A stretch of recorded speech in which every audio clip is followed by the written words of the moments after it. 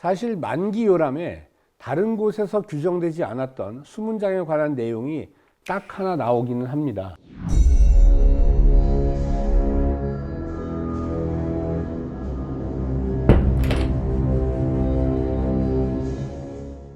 그게 뭔가요? 수문장에 대한 규정이 너무 없다고 하니까 이제 제가 반가울 정도네요, 아주.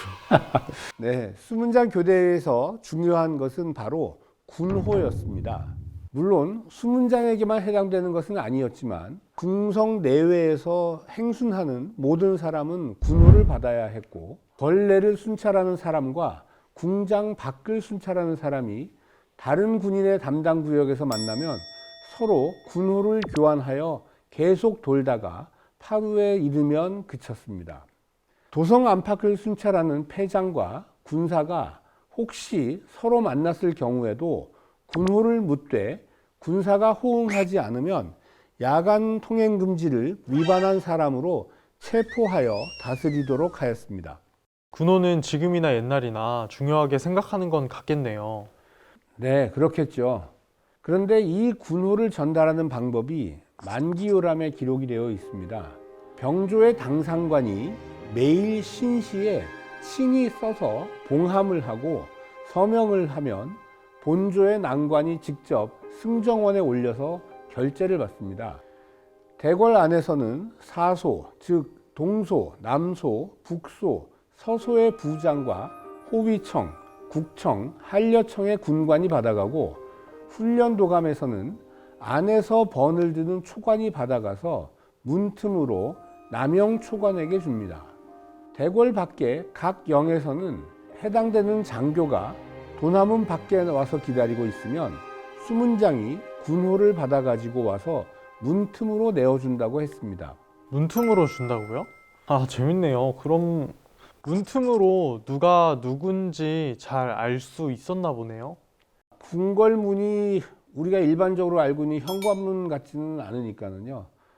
어쨌든 수문장의 역할이 하나 더 밝혀지긴 했습니다. 바로 군호를 전달하는 일입니다. 군호 얘기가 나와서 궁금해지는데요. 옛날에는 어떤 군호를 사용했을까요? 혹시 뭐 기록된 것이 있습니까? 얘기가 조금 딴 데로 가는 것 같긴 한데요. 참고로 하나만 말씀드리겠습니다. 혹시 행사를 하는데 도움이 될 수 있을지도 모르니까는요. 당연히 군호가 구체적으로 기록된 것은 없습니다. 그런데 조선왕조실록에 군호에 대한 재미있는 내용이 하나 있습니다. 중종대의 병조에서 군호를 올렸는데 인호, 귀호라고 올렸답니다. 그러니까 한쪽에서 사람이라고 하면 다른 쪽에서는 귀신이라고 대답하는 것이었습니다. 그랬더니 중종이 인자와 귀자 두 글자를 빼고 군자와 소인을 넣어서 군자호, 소인호라고 고쳤다는 겁니다. 한쪽에서 군자라고 말하면 다른 쪽에서는 소인이라고 대답하는 것이었죠. 아마 중종이 듣기에 귀신이라는 말이 별로 안 좋았나 봅니다. 매일 군호를 정해야 하니까 그것도 병조의 큰일이었겠네요. 네, 군호를 잘못 정해서 처벌을 받은 기록이 있기도 합니다.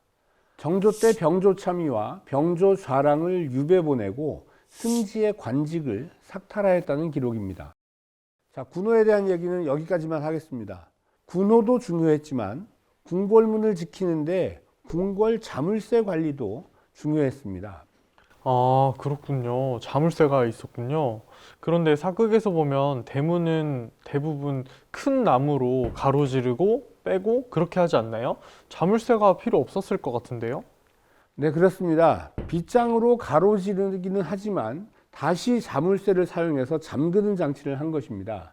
어떤 모양의 자물쇠인지는 확인되지는 않지만 어쨌든 이 자물쇠를 여는 열쇠를 관리하는 관원들이 있었습니다. 경국대전 등 법전에 의하면 궁성문은 초저녁에 닫고 해가 뜰 때에 열며 도성문은 인정에 닫고 파루에 엽니다.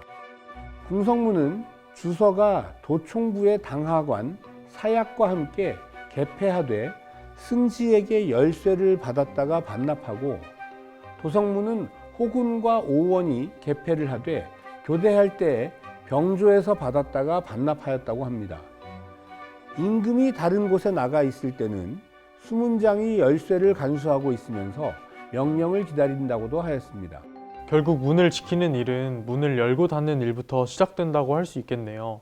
그런데 주서, 사약, 호군 등의 옛 명칭들이 나오고 조금 전 군호 얘기할 때도 사손이 사소, 네.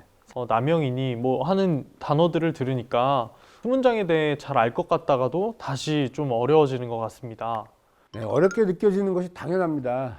수문장 교대식이라는 행사를 하기 위해서는 조선시대 군사제도에 대해서 먼저 어느 정도라도 이해를 하고 가야 하는 게 맞습니다. 물론 수문장청 하나만 알고 가면 된다고 생각할 수도 있습니다.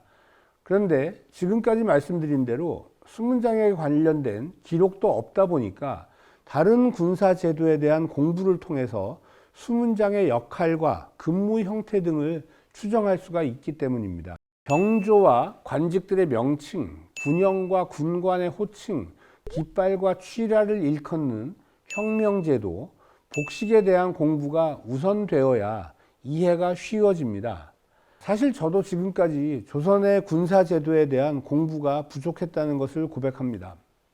조선 전기 중앙군인 5위 체제로부터 조선 후기의 5군영 체제까지가 너무 방대하고 이해하기 힘든 부분이 많기 때문입니다. 그렇지만 사실 역사학자들의 연구 내용도 그다지 많지 않다는 것을 변명으로 삼고 싶습니다. 그렇다고 하더라도 좀 심기일전해서 군사제도에 대한 연구를 앞으로 좀 더 열심히 해볼 계획입니다. 수문장 교대의식이 당당하게 완벽하게 고증된 행사로 거듭날 때까지 말입니다. 그렇다면 가야 할 길이 험난할 것만 같습니다만 지금까지 진행해온 수문장 교대의식이 조만간 변화를 맞이하게 되겠네요. 그렇습니다. 꼭 제가 하지 않더라도 누군가는 해야 할 일이라고 생각합니다. 그러나 이번 회에서 소개드릴 수문장 교대의식은 지금까지 진행하고 있는 행사를 중심으로 살펴볼 거고요.